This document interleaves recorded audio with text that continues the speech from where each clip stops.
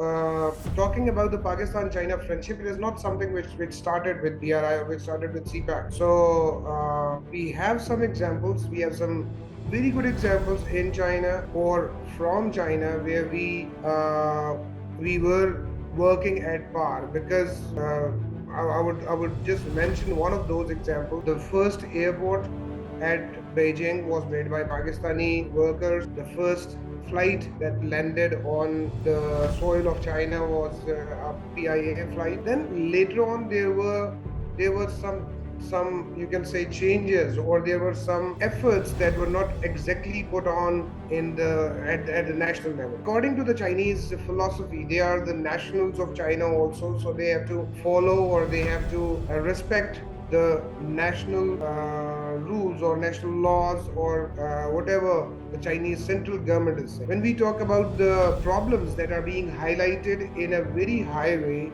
or very negative way about Xinjiang, so again, there is difference of governments, difference of types of governments between Pakistan and China. China being a socialist country, they are having an impression that state is the most important thing, or rule of law is the most important thing. They give being a country where religion is never considered the first priority, or you can say that most of the people, they are not having any religion or state religion. China has always supported Pakistan on the Kashmir issue also, and China always desire that we go for a peaceful solution. We go for a dialogue, something which can be achieved through dialogue, through but again, situation in this region is very complicated. We are born with a thinking. Our children are born with a thinking that we have hatred against one country. We have hatred against one nation.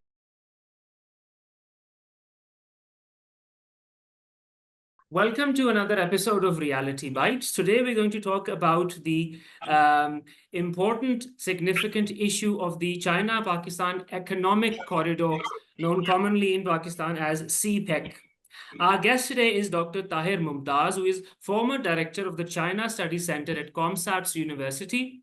He's also a senior research fellow, Center for Ethnology and Anthropology at the Hunan Normal University in China. He's also a researcher with the World Sinology Center, Beijing. Dr. Tahir Mumtaz, thank you very much for joining us. Thank you very much, Dr. I'm grateful for having me here. Dr. Saab, the first question, we often hear of Pakistan-China friendship. But isn't it true that this isn't really a friendship? We are a near bankrupt state and we are completely reliant on China for support. In fact, the start was from a question which I was expecting. This is something which we usually hear whenever we are visiting internationally to China or to other countries, especially after BRI. Because this Belt and Road Initiative, BRI, is one of those you can say projects which has made China more visible around the world. So talking about the Pakistan-China friendship, it is not something which started with BRI or which started with CPEC. So we have some examples. We have some very good examples in China or from China where we were working at par because I would just mention one of those examples. The first airport at Beijing was made by Pakistani workers. The first flight that landed on the soil of China was a PIA flight. Then later on there were some you can say changes, or there were some efforts that were not exactly put on at the national level.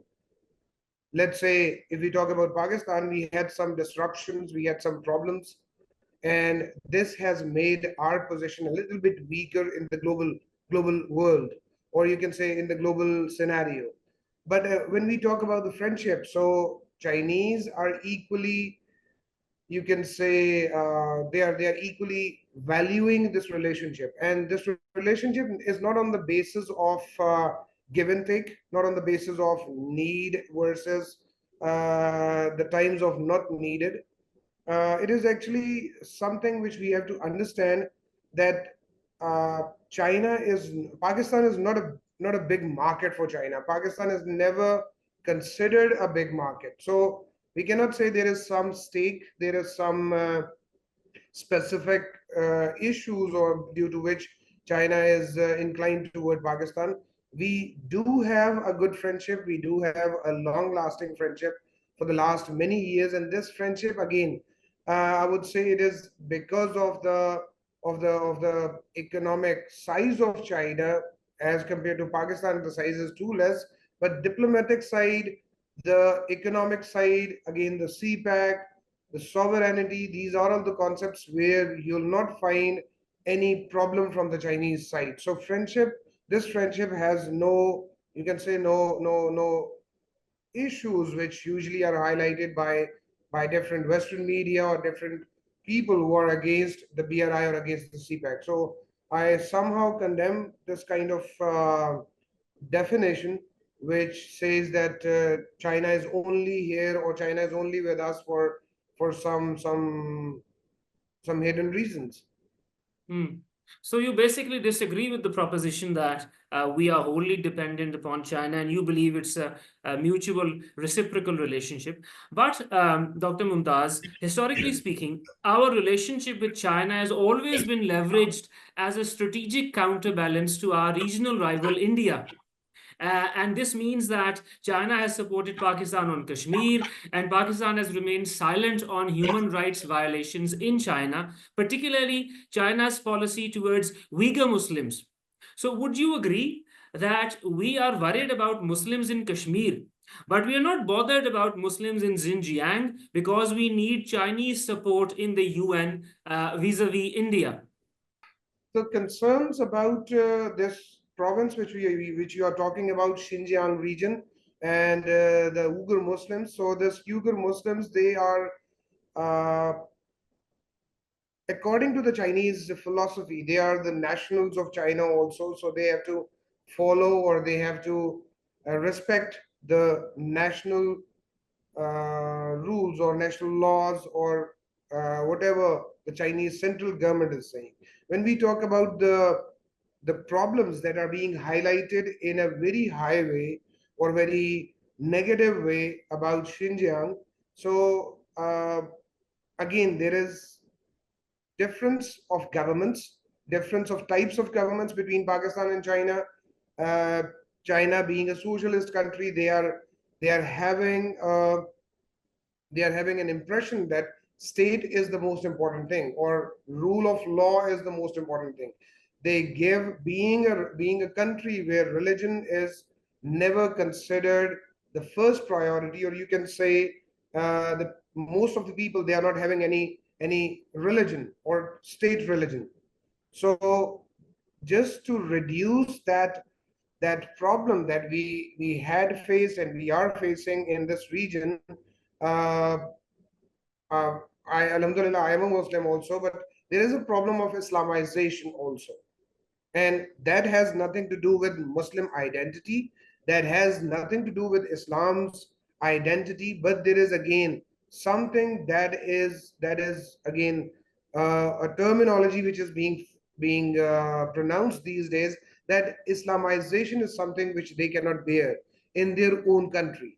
And there are some instances, I agree, and I have definitely encountered some of the instances in which uh, Muslims, they are given tough time, they are given hard time in this region also, but that has something to do with their national policy also.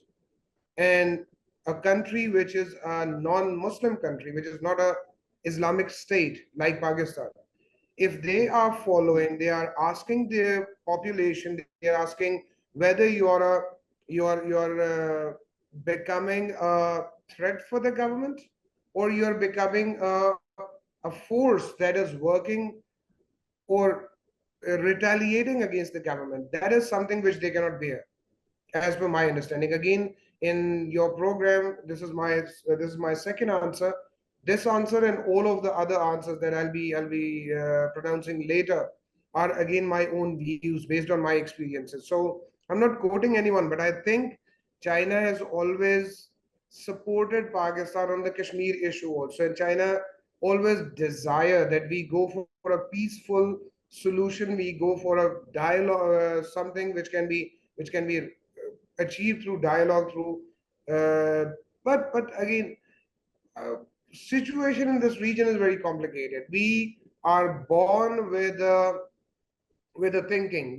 Our children are born with a thinking that we have hatred against one country. We have hatred against one nation. Now that hatred cannot be reduced or cannot be, you can say, finished within few days or within few months or within few years. It'll take time. It'll definitely take time to resolve Kashmir. It has already been quite a long time. But now we have to see how we can peacefully resolve this issue. If we talk about how we are catering that problem, how we are trying to solve that problem, it has a dead end in my view. So we are at a dead end where neither India nor Pakistan is going to or ready to listen to the other party. But But Dr. Mumtaz, if correct me if I'm wrong, but from what I've been able to gather from your views, from your discussion so far, the Uyghur Muslims in China, you believe that the onus for the trouble is on them because they refuse to live as Chinese citizens, and that their affiliation with their religion is perhaps stronger than their affiliation with the communist state of China. Would I be correct in sort of summarizing what you've said? Have I used the correct words? uh, Dr. You are right. I would just make one addition in your statement. That is, they are not asking you, they are not forcing you to leave your religion. They are not asking Uyghur Muslims to leave their religion. They are asking that religion is your private concern, don't make it a public concern.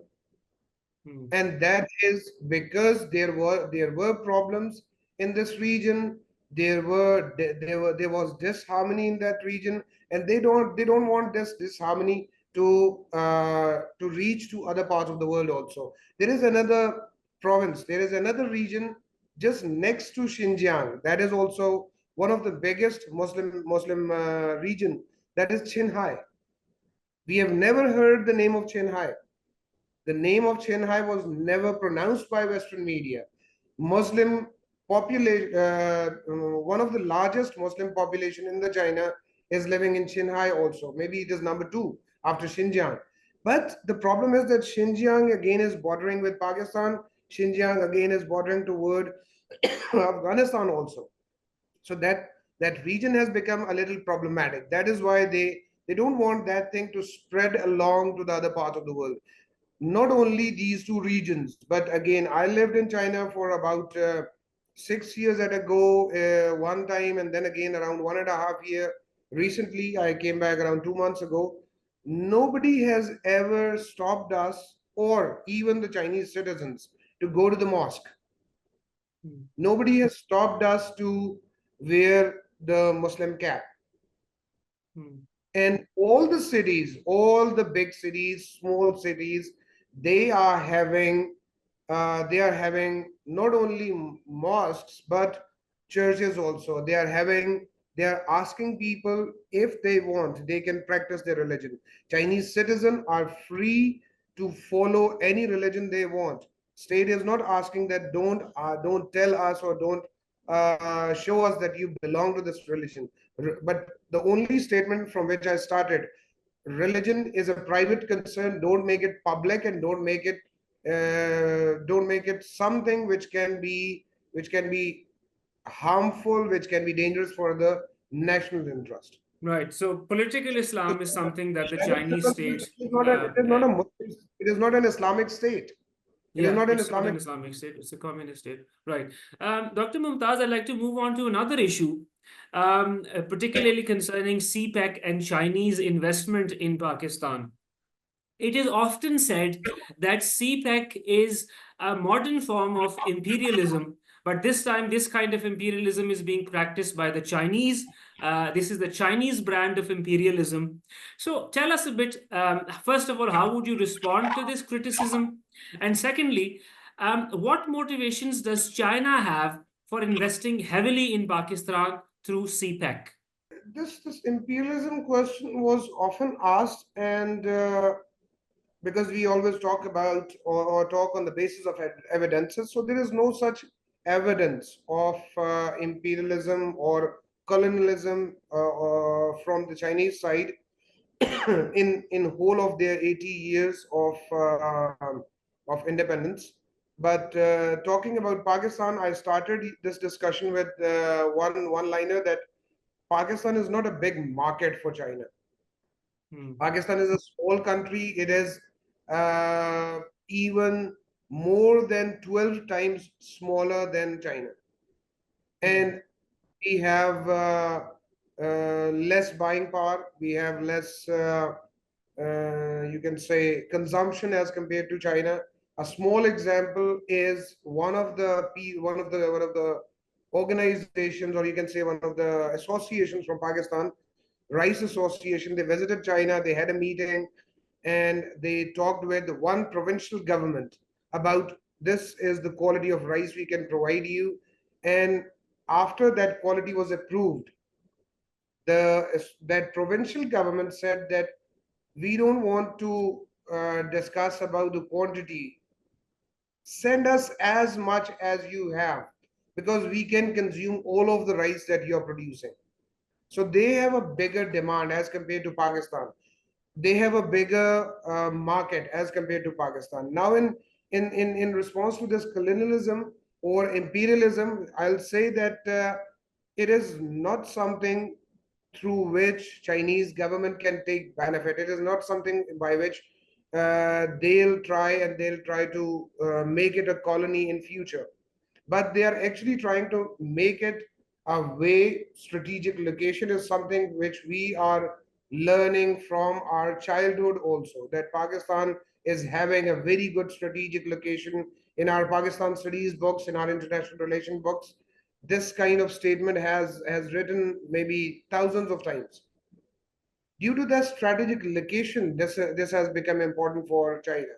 And it is not only investing in Pakistan, it is investing in the other regions also. It is investing in Central Asia also. China is investing in many other countries, which has made them or which has helped them build from a manufacturing hub to an intellectual hub or a technological hub.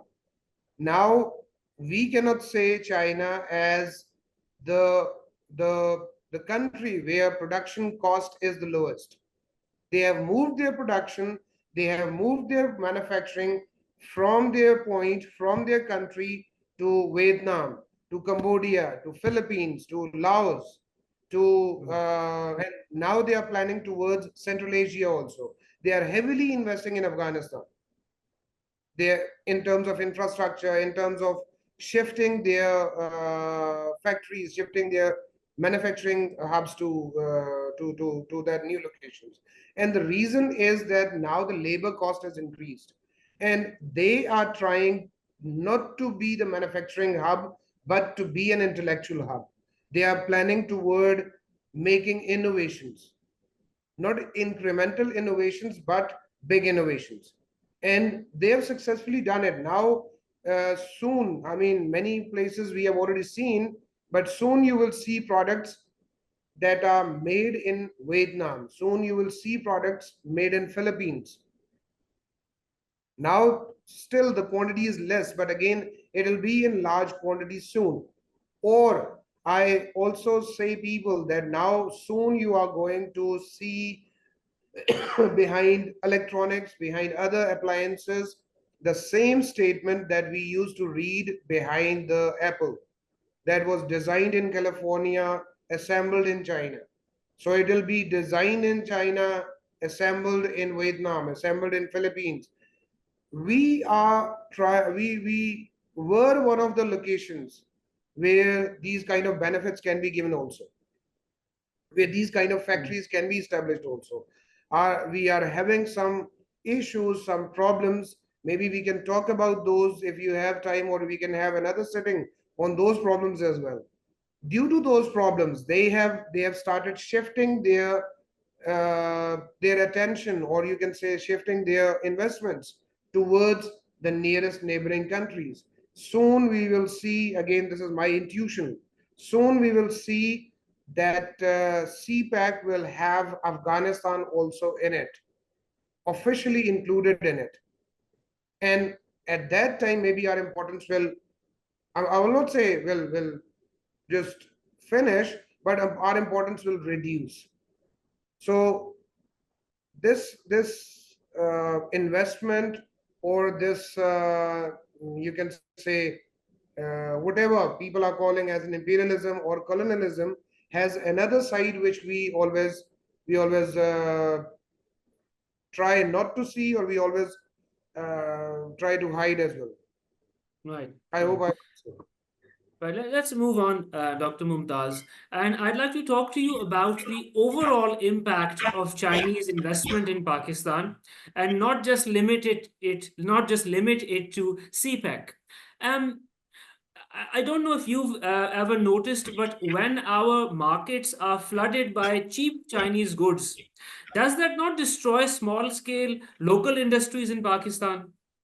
One misconception that I'm having, I'm sorry for my words, but uh, if it is your thinking also that Chinese products are cheap, they are not cheap. I mean, this is not exactly your question, but Chinese products are actually not cheap.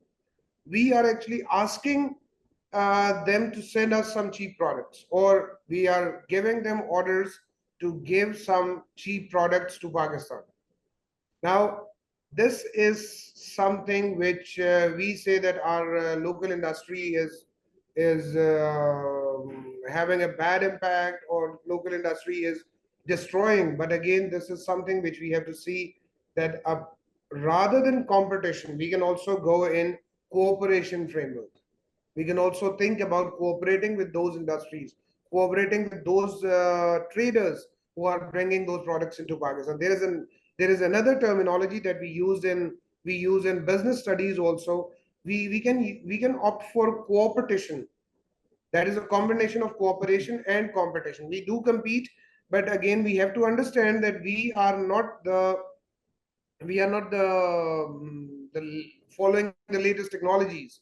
We are not having up to the mark machineries. We are not having good workforce that can produce. While the Chinese products are now being produced through robots also. There are even robots restaurants being opened in China as well, where you can just place order and you can just go and buy the product and go back home. So the local industries, I believe, the capacity is limited, one thing, and then second thing is they should not consider of competing with those products, because we do have some you can say some limitations in our factories. We do have the best quality cotton, but we cannot produce the best quality thread. We cannot produce the best quality cloth. Now, what we have to do is we have to use that machinery. We have to use that local latest technology that is available not only in China but in other countries. Then, in these considerations, I would also say that there are some issues which we face when we see the products that are being manufactured in Pakistan, the products that are being assembled even in Pakistan. The quality level is very low.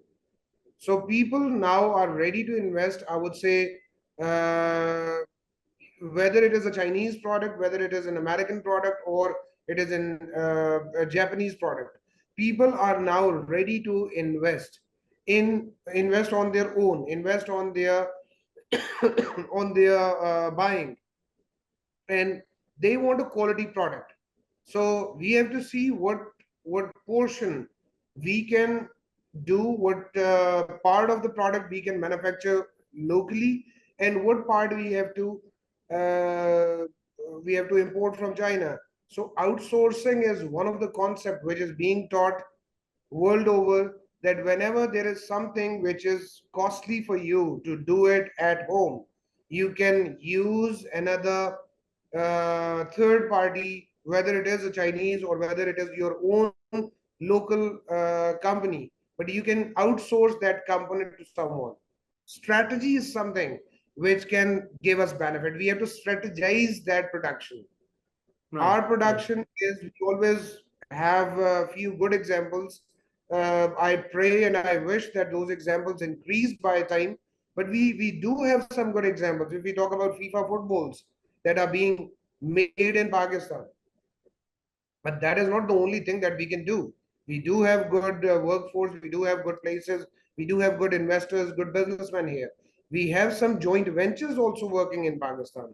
Changwon Right, Dr. Ruba is one of Mumtaz, the. as we draw to a close, there are at least two more very important questions that I'd like to put to you, and that's why I've interrupted you. The first one has to do with CPEC and its related projects in the province of Balochistan. As you know, there's been a recent surge in violence in that province. Some people claim that there's been an outright insurgency in that province against the government of Pakistan, and it goes back to the early days of the foundation of Pakistan. It's not something recent, but it's become very bloody and very violent in the recent past. Um, how do local communities in Balochistan particularly perceive CPEC? As far as my personal experiences are concerned, regarding those regions, regarding those areas, the biggest problem is participation. I mean, participation is something which is always highlighted, whether it is Gawada, whether it is Balochistan, whether it is Sindh or other parts of the of Pakistan, with regard to CPEC, with regard to the developmental projects. When we talk about the Chinese investments, so there are some perceived benefits in the Balochis or in the people of that region. That is infrastructure development. Our region should also develop.